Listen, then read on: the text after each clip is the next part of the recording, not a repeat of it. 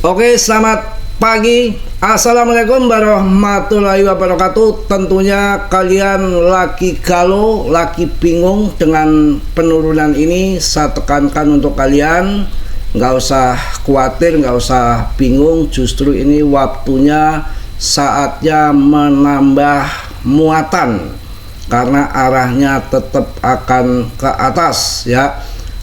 Ini hari Sabtu sama besok weekend untuk menambah muatan. Biasanya hari Senin malam ataupun Senin pagi sudah pump kembali ya.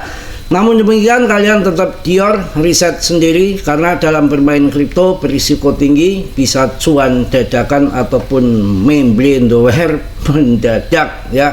Kalian harus mengambil di bawah, jual di atas, bukan beli di atas jual di bawah. Karena di dalam bermain kripto itu harus dengan kesabaran ya, dengan momen-momen. Tidak berarti saat bull run kondisi ngaceng terus. Setiap bull run tetap juga ada koreksi, itu hal yang normal-normal saja ya. Kalau kita lihat TA, langsung saya bahas di sini secara TA di sini. Ini sudah konfirmasi untuk ke atas, dan di sini sudah cross gunting dan arahnya udah ke atas. Sudah saya jelaskan bolak-balik. Namun demikian, ini sudah mampu menembus resisten. Ketika masuk di area bawah sini, di sini tuh yang main scalping ataupun swing, ini sudah waktunya TP. Ya, ini sudah waktunya TP. Pergerakannya tetap arahnya akan ke atas.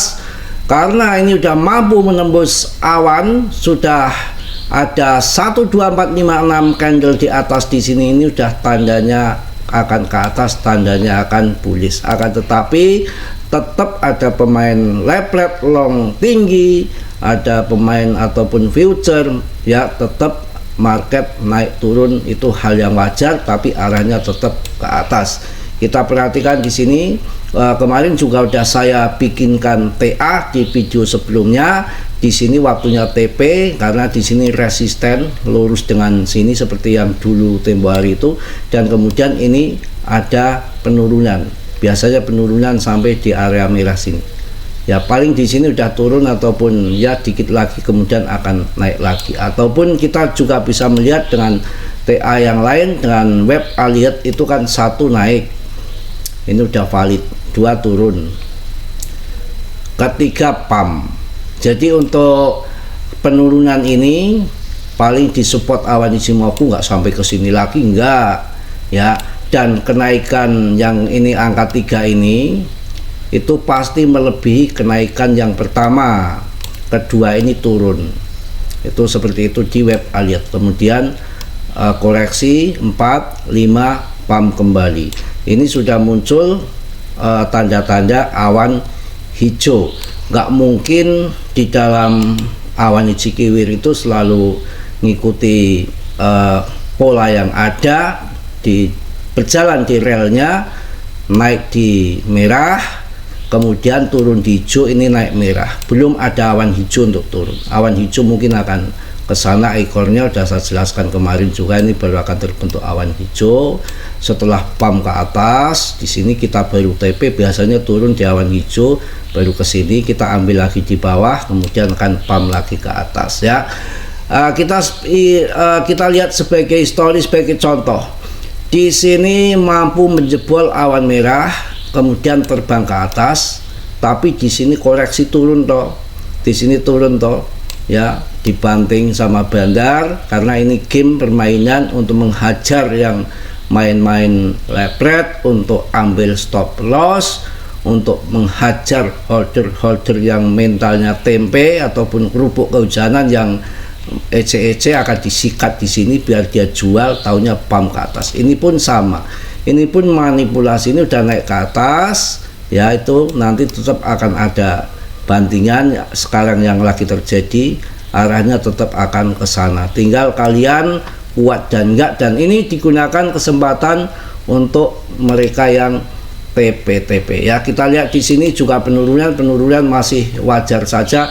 All season indexnya masih 40/100 dengan fear and greed-nya di 71 ketabakannya. Belum ini ya, nanti kalau sudah di area hijau ini sudah mendekati 100 dan all season indeksnya sudah di 80 atau 90, di yang biru ini baru kita TP. Kalau sekarang masih kondisi jauh untuk TP dan market cap dominan juga masih di atas, all season dominan masih di bawah, artinya akan lanjut naik, hanya koreksi yang wajar saja. Kalau market nggak pakai koreksi, karbitan itu yang berbahaya.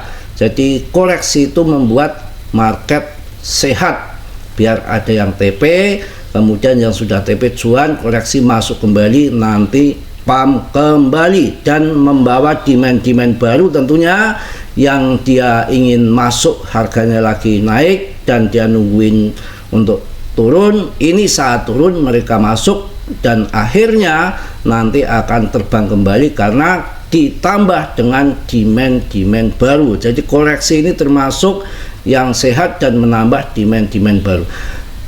Dalam 24 jam ini BTC hanya turun 2,18% yang wajar-wajar saja.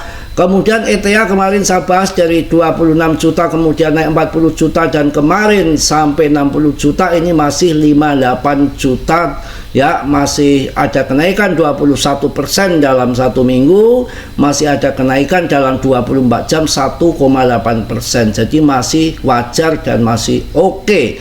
Yang mana performa ETA sudah jauh melewati BTC. BTC satu minggu ini naik 0,78% per video ini dibuat, dan ETA sudah naik 21,06%. Artinya tanda-tanda all season sudah valid ya di situ. Dan nanti juga saya bahas mengenai XRP.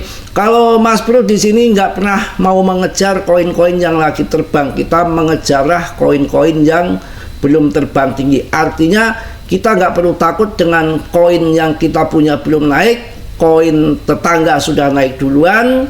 Biasanya yang terjadi, yang naik duluan akan kalah dengan yang naik belakangan.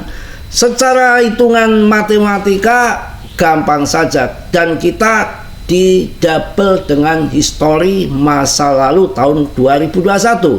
Banyak sekali koin yang terbang duluan pada akhirnya kalah dengan yang terbang belakangan. Secara fundamental, secara hitungan matematika, yang terbang duluan di karbit pampaman otomatis sudah harga tinggi, mereka akan pada TP ya kan. Setelah TP dia akan cuan kan, setelah cuan dia mencari koin-koin yang bagus, yang berfundamental, yang ada indikasi potensi akan terbang, mencari koin-koin yang belum terbang. Umpamanya ada yang belum terbang tinggi, ada Cardano, umpamanya ada Polygon, ARB, Jupiter, PP. Nah disitulah nanti demand akan jadi satu, hitungan matematika. Masuk dari berbagai macam koin yang sudah terbang, mereka TP rame-rame, masuk koin-koin yang belum terbang, terfokus hanya titik tertentu koin saja. Makanya yang pump belakangan biasanya cuannya akan melebihi dari koin yang pump duluan berkali-kali lipat. Kalau sekarang baru naik 21%, 15%, 28%, itu apaan? 35% habar, belum gurih lah ya. Yang namanya all season itu ya paling tidak 10 ataupun 20 kali lipat. Kalau sekarang hanya naik segitu-segitu aja, itu namanya ini baru awal, dan koreksi itu tetap ada. Lagi seleksi alam tahap awal yang mungkin sudah nggak mampu kemudian dijual. Kalau yang tahu ya, sekarang ketika turun tambah muatan, targetnya nanti ATA baru dan kemudian RP1 untuk PP paling lambat mudah-mudahan terjadi di akhir tahun. PP juga masih besar dengan market cap yang 89,2 triliun, ini juga masih oke, nggak perlu kita takut turun-turun. Ini namanya turun yang hal yang wajar saja ya. Kita lihat di CMC untuk PP ya, sebentar agak lemot dikit ya. Harganya 0,2. Kemarin kan 0, ini toh 0,09 ya, di sini tuh 0,14 ini pernah ini 0,14 tuh di mana ini? Nih sebentar nih. 0,14 di bulan 6. 0,14 di bulan 6 tanggal 28 ya 2025. Coba kita pikir di sini. Bentar. 0, ini tanggal bulan 6 ya. Bulan 6 tanggalnya 28, harganya 0,14 ya kan, bulan 6. Sekarang bulan 7 ya, sekarang bulan 7. 1 bulan lalu aja harganya 0,14 kawan. Di bulan 6, bulan Juni ya, tanggalnya 28, sekarang berapa? 0,21. Itu sudah cuan besar, harus bersyukur. Jangan isinya taran turun nggak bersyukur ya. 0,14 aja di bulan kemarin tanggal 28, artinya ini setengah bulan, ini masih tanggal 19, setengah bulan ini pun naiknya sudah ya ratusan persen dari yang kemarin dijual di 0,23 itu kan ratusan persen, masih kurang tinggi saja, sabar. Jadi kenaikan itu bukan seleng kayak pohon bambu, tetap ada koreksi. Nah, di saat koreksi ini gunakan untuk masuk. Pemegangnya juga bertambah 465.000. Ini hampir hari ini kayaknya masuk 466.000. Holder meningkat terus, kapitalisasinya besar, jadi nggak perlu diragukan lagi untuk PP. Saya yakin akan kembali. Ini ada berita yang tapi mohon jangan ditelan mentah-mentah, hanya memberikan info sebatas yang ada di media. Kalian riset sendiri ya. Ini saya pilih bukan ngevote ya, ini apa adanya yang saya sampaikan. Umpamanya pahit ya pahit, lalu manis ya manis. Ini Chris Larsen transfer 26 juta US dollar XRP ke Coinbase. Apakah ia berencana menjualnya? Ini mantep ini. Ini mantan pendiri yang sudah keluar, tapi di dalam apa namanya cap SRP itu masih banyak memegang. Jadi nggak tahu lah belak-belakan, makanya saya milih link. Kalau saya sudah ya terserah kalian, bukan sangat food ya. Saya, bagus juga sih, bagus sangat, tetapi saya sudah lama kecewa dari awal. Lepas dari SEC kirain akan terbang 100.000 juga duel saja, baru naik kemarin juga ya begini kondisinya, nggak sampai jutaan persen gitu ya. Yang ada kasus bertahun-tahun dengan SEC itu naiknya biasa-biasa saja. Kalau dihitung dari tahun lalu sampai sekarang itu masih tinggi. PP itu ATH-nya pernah naik sampai 45 kali lipat di saat 164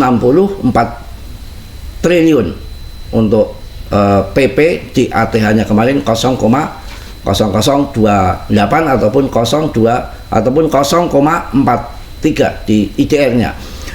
Chris Larsen ini salah satu pendiri Ripple, baru-baru ini mengirim XRP senilai 26 juta US dollar ke bursa kripto Coinbase. Langkah ini memicu spekulasi di kalangan investor dan pengamat pasar bahwa Larsen mungkin akan menjual sebagian dari kepemilikannya. Transfer besar seperti ini seringkali diikuti oleh penjualan di pasar, sehingga banyak yang memperhatikan tindak lanjut dari aksi ini ya. Transfer besar ke Coinbase dalam beberapa bulan terakhir. Chris Larsen telah aktif mengelola portofolio kripto dia memilikinya kripto miliknya sejak awal tahun 2025. Ia telah memindahkan total 106 juta Ripple, wah gila, yang bernilai sekitar 344 juta US dollar ke berbagai dompet dan bursa. Ini yang saya agak nggak cocoknya belak-belakan itu.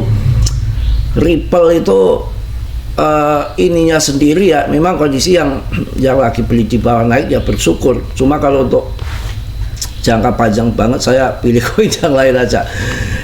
Jadi ini dari Coinbase, dari ini apa namanya capnya pengembangnya saja transfer totalnya dari tahun 2025 ini di awal tahun sampai sekarang sampai 344 juta US dollar ke berbagai dompet dan bursa kawan, gila ya.